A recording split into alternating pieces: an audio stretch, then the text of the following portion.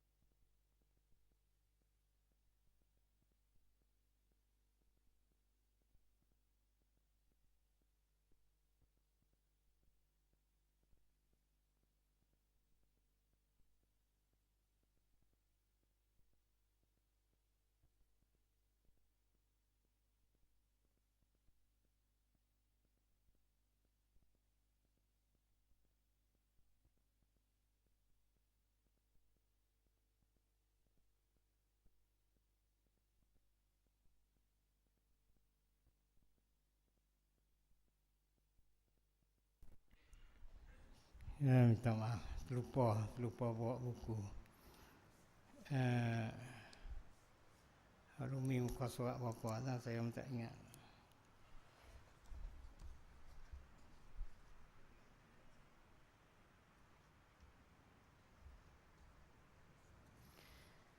Alhamdulillah, syukur kita kepada Allah SWT di pagi yang mulia ini dapat kita meneruskan sikit bacaan. Mudah-mudahan menjadi peringatan kepada kita untuk meneruskan amalan kita, amalan hidup kita mudah-mudahan. Jadi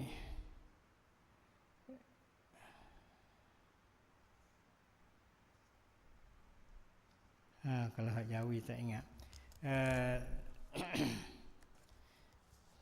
Tak apalah, ganti dengan hak lain pagi ni insya-Allah. Yang ini berkaitan dengan Al-Quranul Karim. Alhamdulillah, kita untuk mencapaikan tujuan Al-Quran itu diturunkan. Mudah-mudahan Quran itu memberi manfaat kepada kita, khususnya di dalam perjalanan hidup kita. Di antaranya perkara untuk nak mencapaikan tujuan hidup kita di dalam mengenai Al-Quran Karim yang diturunkan kepada kita. Ubah tajuk tu hari ni.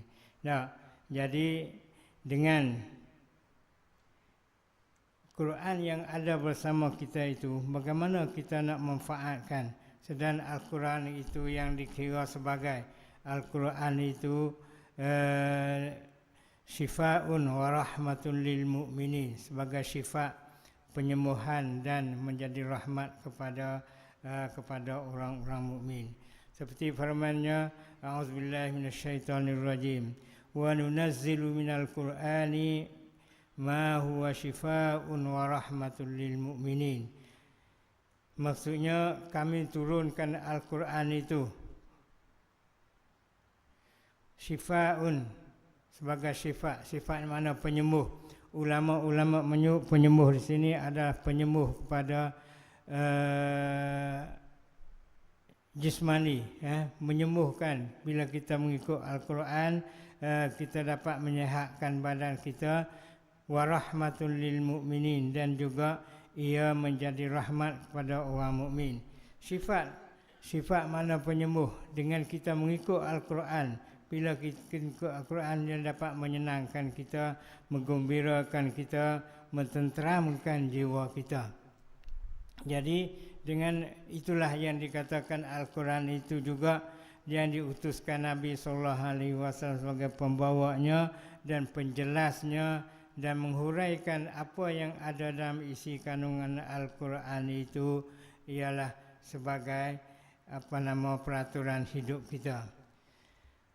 Kita membaca Al-Quran sebagai menerima perintah Allah Subhanahu wa taala, perintah Allah yang sulung, yang pertama kali yang diturunkan kepada Nabi sallallahu alaihi wasallam dengan surah Iqra, iaitu ayat pertama surah pertama atau ayat Quran yang pertama yang diturunkan kepada Nabi kita sallallahu alaihi wasallam semasa Nabi sallallahu alaihi wasallam berada di Gua Hira, iaitu auzubillahi minasyaitonirrajim, Iqra, yakni suruh kita baca.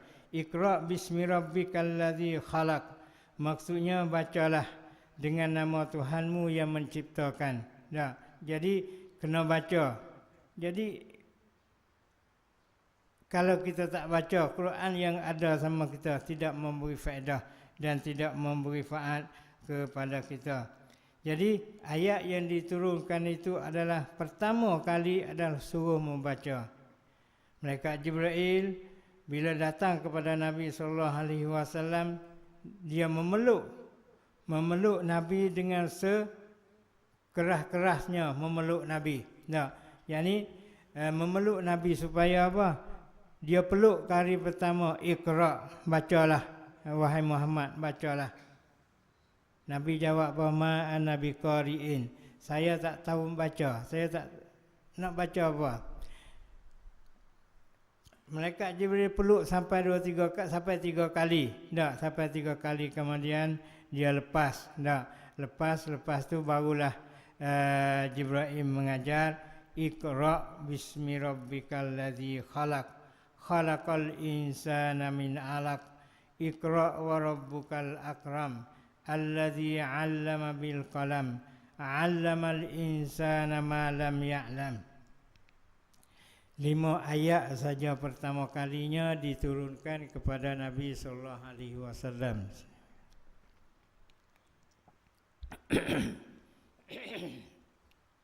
Itu menjadi ayat yang pertama itu menjadi dasar di antaranya untuk kita baca Al-Quran itu. Itulah pertama kali perintah Allah kepada hamba-hamba untuk sesuatu. Cara yang terbaik di dalam menerima isi Al-Quran itu selaku agama Allah. Jadi itulah wahyu pertama dan undang-undang hidup kita, peraturan hidup kita yang digalakkan supaya kita membacanya ialah untuk mendapat faedah daripada segala isi kandungannya. Sebagai cara hidup hambanya, bagaimanakah seorang Muslim dapat menerima agama Allah tanpa bermula dengan Al-Quran? Dengan membaca Al-Quran secara tadabbur dengan nama Allah, tadabbur. Kita kena tadabbur Al-Quran. Quran itu mudah saja.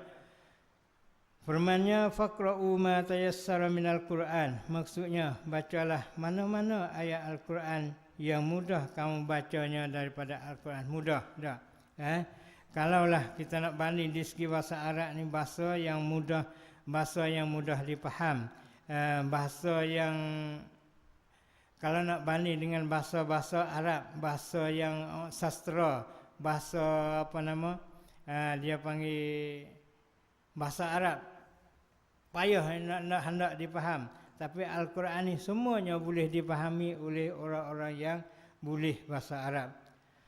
Firman-Nya lagi, wa an atluwal Quran, yakni maksudnya aku, kata Rasulullah sallallahu alaihi wasallam, aku Rasulullah diperintahkan supaya selalu membaca Al-Quran. Ni Al-Quran sajalah.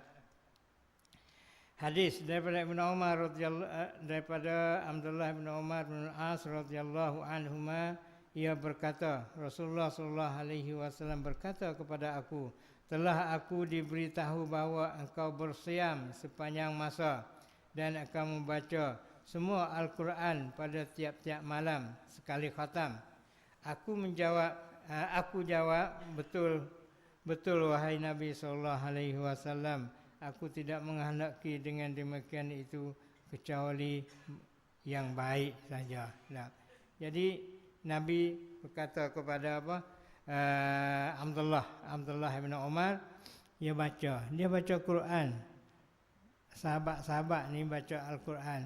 Quran pun bukan ada sama Quran sebuah yang sempurna macam ada pada kita hari ini. Mereka dapat membaca satu kali, satu hari mereka menghabiskan. Tak? Ataupun Nabi suruh seperti 3 hari satu kali kita membaca Quran. Tak? 3 kali maksudnya satu khatam. Allahu Akbar. Tak tahulah adakah hamba Allah yang melakukan perkara tersebut. Tak? Kita nak habis sebulan sekali pun tak tahulah. Tak? Gagah-gagah satu kali setahun, bulan puasa aja. Tak? Itu pun cukup berat untuk nak menghabiskan. Tak? Kalau habis setahun sekali pun tak apa. 2 kali setahun pun tak apa. 3 kali setahun kalau lebih baik. Tak? 3 kali setahun 4 bulan sekali. Tak? Ada sahabat kawan-kawan kita menghabiskan juga tiap-tiap bulan satu kali, Masya Allah. Tak? Ini Al-Quran. Al-Quran yang kita baca. Tak? Muta'abidun bitilawatihi. Tak? Dia menjadi ibadat dengan kita membacanya. Rasulullah sallallahu alaihi wasallam bersabda, Sauma Daud wa kana a'badan nas wa qira'al Quran fi kulli syahr. Rasulullah sallallahu alaihi wasallam berkata, maka hendaklah engkau berpuasa dengan puasa Nabi Daud. Yakni puasa Nabi Daud ini secara selang-seli. Selang-seli. Sehari puasa, sehari buka. Sehari puasa, sehari buka. Itu Nabi Daud puasa. Nabi tidak menghendaki kita puasa pada tiap-tiap hari. Sebagaimana dalam hadis-hadis yang kita baca sebelum ini, yang di antaranya sahabat nyebut, aku tidak tinggal puasa 3 hari 1 bulan. 2 rakaat sunat duha. Apa lagi? Dia tidak tidur waktu malam melainkan setelah dia menunaikan solat witir. Itu di antaranya amalan para sahabat Nabi sallallahu alaihi wasallam. Jadi kalau sebulan satu sekali. Tiap-tiap 1 bulan tu maknanya dia khatam 1 kali. Dan beliau adalah sebaik-baik hamba di kalangan manusia. Dan bacalah Al-Quran secara khatam pada tiap-tiap sebulan sekali. Beliau berkata, aku kata wahai Nabi Allah, sesungguhnya aku masih kuasa membaca lebih daripada itu. Sahabat Abdullah bin Umar bin As, seorang sahabat, mereka mampu buat lagi apa yang diperintah kepada oleh Nabi sallallahu alaihi wasallam. Mereka mampu melakukannya, tapi jangan terlalu menyeksa. Lebih banyak daripada itu. Baginda menjawab, faqra'u fi kulli 20 dan maksudnya bacalah Al-Quran itu dalam masa 20 hari. 20 hari satu khatam. Ini Nabi sebut suruh 20 hari juga satu khatam. Tadi 1 bulan 1 khatam sekali habis. Beliau berkata, wahai Nabi Allah, sesungguhnya aku masih kuasa membaca lebih banyak daripada itu.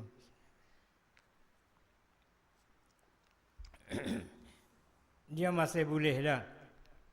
20 kali 20 hari satu khatam pun dia boleh. Baginda menjawab, faqra'u fi kulli 10. Maksudnya kalau begitu bacalah Al-Quran, dalam masa 10 hari sekali khatam. 10 hari maknanya satu hari 3 juz lah.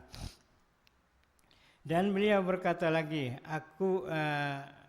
wahai Rasulullah, sesungguhnya aku masih kuasa, aku masih mampu membaca banyak daripada itu. Baginda sallallahu alaihi wasallam menjawab, faqra'u fi kulli sab'in wa la tazid ala zalik. Maksudnya kalau begitu maka bacalah Al-Quran dalam masa 7 hari sekali khatam.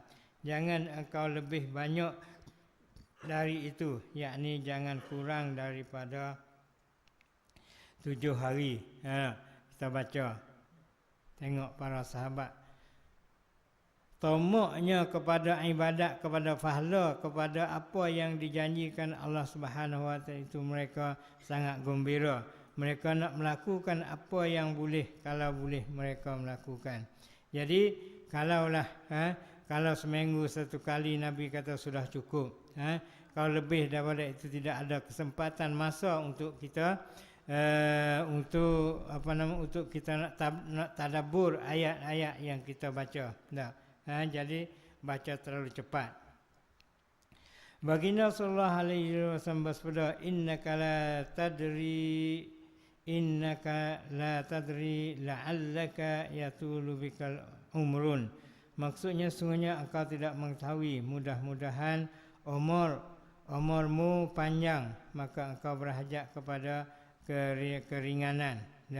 Dan memang aku dipanjangkan umur seperti perkataan Nabi sallallahu alaihi wasallam. Waktu itu aku bercita-cita untuk menerima keringanan daripada Nabi sallallahu alaihi wasallam. Itu dia sahabat dah. Ini Abdullah bin Umar. Bila dia mari masa umur dah uzur, baru dia merasa sedar apa yang Nabi sebut dahulu, tidak terlalu memberatkan badan untuk menghabiskan tiap-tiap hari satu kali Al-Quran. Jadi bila dia sedar, jadi dalam umur dia, di akhir umur dia baru dia sedar, kerehatan tu, keringanan itu perlu. Jadi itulah kita nak baca di sini, kita boleh ambil istifadah daripada hadis ini. Kita nak melakukan apa-apa ibadat semasa kita sehat, semasa kita segar, semasa kita mampu melakukan. Kalau di atas kalau di atas katil tidur, badannya kurang sehat, nak gerak mulut, nak gerak tangan untuk bilang tasbih, nak bilang apa yang kita baca pun tidak ada kemampuan. Itulah di antara tujuan Al-Quran yang diturunkan, supaya membaca sebaik-baiknya setiap hari satu juz yang dapat dikhatamkan dalam masa sebulan sekali. Itu sebaik-baiknya. Seperti mana arahan Rasulullah sallallahu alaihi wasallam, iqra'il Quran fi kulli syahrin. Itu hadis Nabi. Iqra' al-Quran fi kulli syahrin. Bacalah Quran pada tiap-tiap kali, tiap-tiap satu bulan satu khatam. Allahu Akbar. Kalau mampu lakukanlah kawan-kawan. Ini menjadi sebagai satunya perintah daripada Nabi sallallahu alaihi wasallam. Yang kedua ialah sebagai bekalan kita di akhirat nanti. Jadi semasa kita mampu melakukan, inilah yang dapat kita lakukan. Jangan kita nak harap kepada orang-orang lain untuk membantu kita untuk membaca Al-Quran itu hadiah pahala kepada kita. Walaupun boleh perkara-perkara yang tersebut kita baca hadiah, baca apa saja daripada ayat-ayat Al-Quran, kita hadiah, kita sedekahkan pahala itu kepada, khususnya kepada keluarga, ibu bapa kita, keluarga kita dan sebagainya, boleh. Tapi kita lakukan itu lebih baik. Seperti juga apa yang kita lakukan, apa yang kita mampu lakukan, kita lakukanlah. Jadi semasa kita berada di dalam kesehatan tubuh badan dan sebagainya. Jadi kalaulah ada kuasa, maka lebih banyak daripada itu, seperti mana 20 hari sekali khatam sehingga kepada 7 hari. satu kali khatam sekiranya kita ada kemampuan untuk membacanya.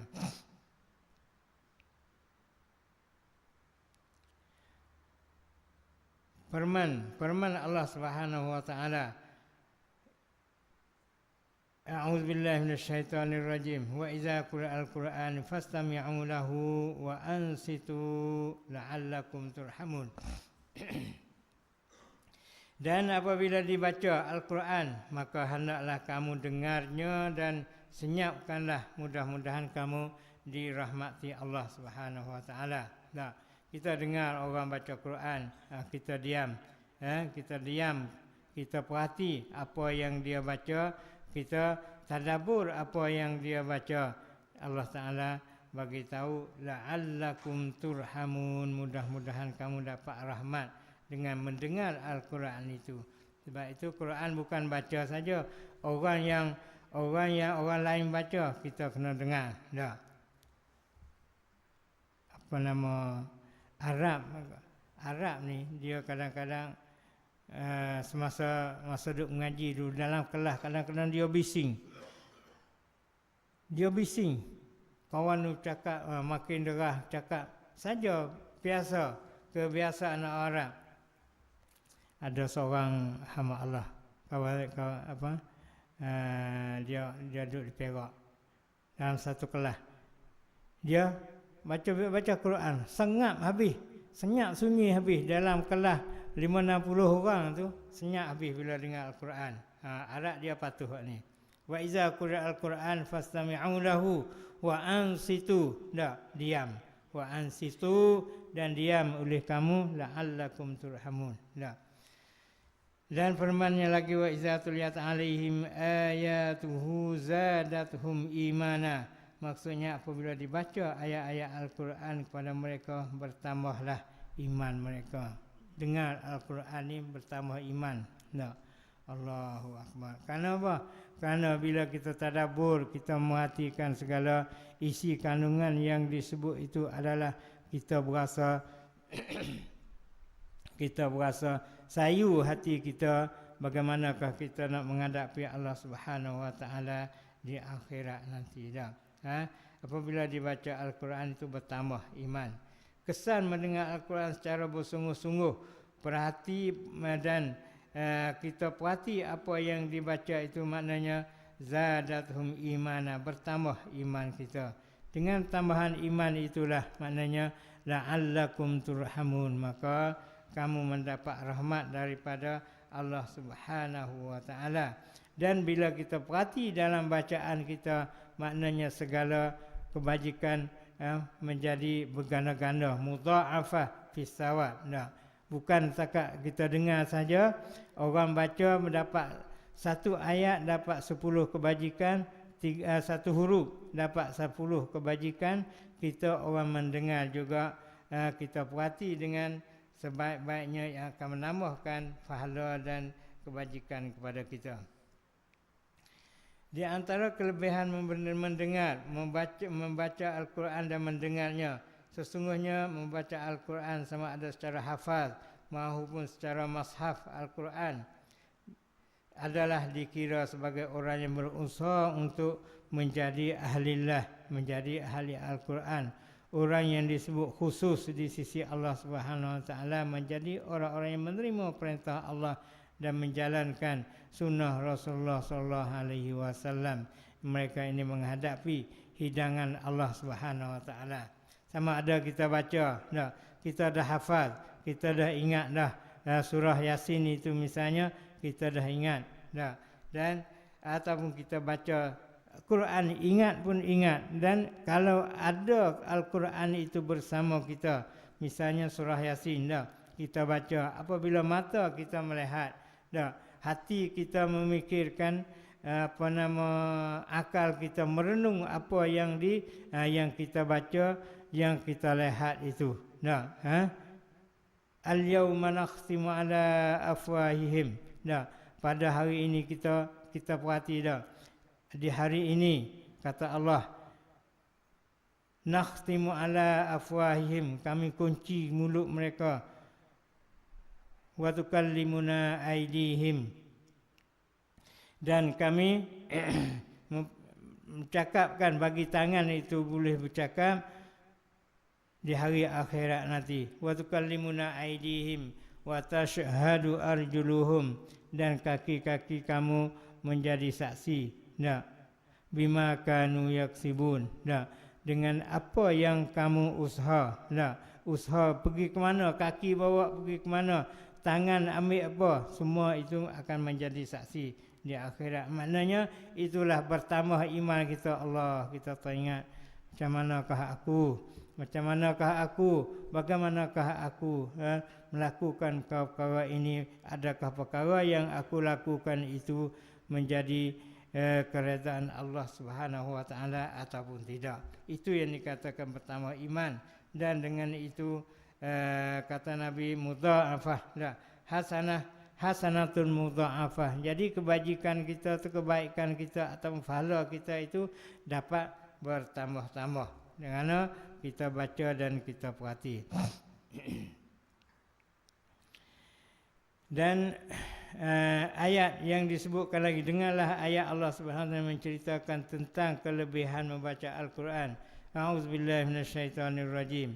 Innal ladzina yatluna kitaballahi wa aqamus salata wa anfaqu mimma razaqnahum sirran wa alaniyah yarjuna tijaratan lan tabur liwaffiyahum ujurahum wa yazidahum min fadli innahu ghafurun syakur. Maksudnya sesungguhnya orang-orang yang membaca Al-Quran, orang membaca kitab Allah, yakni Al-Quran. Yatluna kitab Allah. Yakni kitab Allah yang ada sama kita ialah Al-Quran.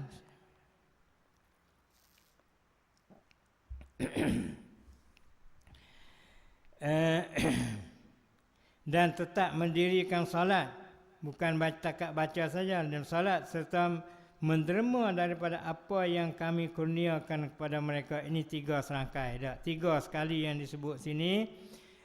Yatluna kitab Allah wa aqamus salah wa anfaqu mimma razaqnahum sirran wa alaniyah. Secara sama ada secara sembunyi, sedekah, kita sedekah, kita nafkahkan harta kita secara sembunyi ataupun secara terbuka, secara terang-terangan. Orang buka sejadah, itu terang-terangan. Kita pergi lempak RM10, pergi bubuh RM10, itu orang nampak. Itu secara terang-terangan. Secara sembunyi kita pergi masuk dalam peti ke dalam apa, dalam tangan ke, maknanya itu secara sembunyi, orang lain tak nampak. Jadi bila dia membaca Quran dan dia mendirikan sembahyang dan dia nafkahkan daripada harta-hartanya, sama ada secara sirran, secara sulit, secara sembunyi, wa alaniyatan, dan secara terang-terangan, yarjuna tijaratan lan tabur. Dia nak untuk apa tu? Ialah untuk tijaratan lan tabur, perniagaan yang tidak, kerana dia mengharapkan sejenis perniagaan yang tidak akan mengalami kerugian. Ini Allah Ta'ala janji. Baca Quran, sembahyang, nafkah kita pada jalan Allah, semua itu kita bukan kerana orang lain, kerana Allah Subhanahu wa taala. Dalam mengikhlaskan amalan kita itu, kita berharap yarjuna tijaratan lan tabur. Kita mengharap tijaratan, perniagaan, lan tabur. Lan ada. Tengok bahasa Arab dia guna lan tabur. Lan tu maknanya nafi mustakbal, menafikan perkara akan datang, maknanya tidak akan rugi. Kita terjemah kata tidak akan rugi orang yang melakukan perkara tersebut, yang mengharapkan perkara tersebut tidak akan rugi. Kata lan dalam Quran dia panggil lan tanalul birra hatta tunfiqu mimma tuhibbun. Dalam dan juz yang berapa tu, lan tanalul birra, kamu tidak akan dapat mencapai kebaikan hatta tunfiqu mimma tuhibbun, hingga kamu nafkahkan atau kamu infakkan harta kamu apa yang kamu kasih, yang kita sayang. Nah, dan Nabi sebut pula sebaik-baik sedekah kita nak bagi adalah waktu kita sehat, waktu kita sedar, bukan kerana paksa. Kita sedar, maknanya waktu tu kita sayang pada harta, kita sedar pula, kita tubuh badan kita sedar, bukan dipaksa oleh orang lain, maka itulah sebaik-baik sedekah dah. Supaya liwaffiyahum ujurahum wa yazidahum min fadlih innahu ghafurun syakur, kata Allah Subhanahu wa taala. Liwaffiyahum, supaya menyempurnakan pahala mereka dan menambahi mereka lebih daripada limpah kurnia Allah. Liwaffiyahum, untuk nak menyempurnakan, Allah Ta'ala akan bagi pahala tersebut, solat, nafkah, baca kitab Allah, solat dan nafkah itu Allah Ta'ala akan menyempurnakan balasannya. Sesungguhnya Allah Maha Pengampun. Allah Maha Pengampun. Innahu ghafurun syakur. Sesungguhnya Allah Maha Pengampun lagi sentiasa membalas dengan sebaik-baiknya akan orang-orang yang bersyukur. Inilah apa kita melakukan itu, itulah makna syukur. Syukur ini di antaranya kita melakukan apa yang disuruh oleh Allah Subhanahu wa taala. Yatluna kitab Allah wa aqamus shalah wa anfaqu mimma razaqnahum. Itu di antara kelebihan-kelebihan yang kita membaca Al-Quran. Di sana disebut sini banyak hadis-hadis yang mengenai kelebihan membaca dan mendengar Al-Quran. Satu daripadanya hadis, man istama'a ila ayatin min kitabillah kutiba lahu hasanatun mudha'afatun wa man talaha kana lahu nurun yaumal qiyamah. Maksudnya sesiapa yang berusaha mendengar satu ayat dari Al-Quran, nescaya ditulis baginya kebaikan yang berganda-ganda, dan sesiapa yang membacanya adalah baginya cahaya pada hari kiamat kelak. Allahu Akbar. Ini kepada orang yang suka membaca Quran tu, begitu janji Allah Subhanahu wa taala. Hadis ini diriwayat oleh Imam Ahmad. Maknanya itu daripada hadis Nabi sallallahu alaihi wasallam, dan dalam kitab-kitab kitab lain lagi seperti kitab Zuhud Ibn Mubarak, Al-Mustadrak, dan Sahih Jami' Saghir, dan Sahih Muslim. Itu hadis yang disebut. Satu hadis lagi, Iqra'ul Quran fa innakum tu'ajjaruna alaihi. Maksudnya bacalah kamu akan Al-Quran, karena sesungguhnya kamu akan diberi pahala dengannya. Dengan kita membaca itu, Allah Ta'ala janji pahala kepada kita. Dan satu hadis lagi, Iqra'ul Quran fa innahu ya'ti yaumal qiyamah syafi'an li ashabih. Hadis ini hadis Sahih Muslim. Hadis Sahih Muslim yang disebut dalam hadis Sahih Muslim. Maksudnya bacalah kamu akan Al-Quran, karena sesungguhnya ia akan datang pada hari kiamat kelak selaku memberi pertolongan kepada sahabatnya, kepada orang yang membacanya. Jadi dengan Al-Quran itu dia membantu kita di akhirat nanti, iaitu di hari yauma la yanfa'u malun wala banun, hari yang tidak ada manfaat, hari yang tidak ada manfaat, malun harta kita, wala banun anak ramai, anak tak ada ke apa semua, waris keluarga tidak dapat membantu kita pada hari akhirat. Yauma la yanfa'u malun wala banun. Itulah di antara beberapa ayat Al-Quran. Banyak lagi hadis-hadis yang menggalakkan kita membaca Al-Quran dan mempelajarinya. Itulah di antaranya. Mudah-mudahan sikit sebanyak hadis dan Al-Quran yang saya baca adalah mudah-mudahan menjadi manfaat kepada kita semua. وأقول قولي هذا وأستغفر الله العظيم لي ولكم وأفوض أمري إلى الله إن الله بصير بالعباد سبحانك اللهم وبحمدك أشهد أن لا إله إلا أنت أستغفرك وأتوب إليك بسم الله الرحمن الرحيم الحمد لله رب العالمين والصلاة والسلام على أشرف الأنبياء والمرسلين وعلى آله وصحبه أجمعين اللهم علمنا ما جهلنا وذكرنا منه ما نسينا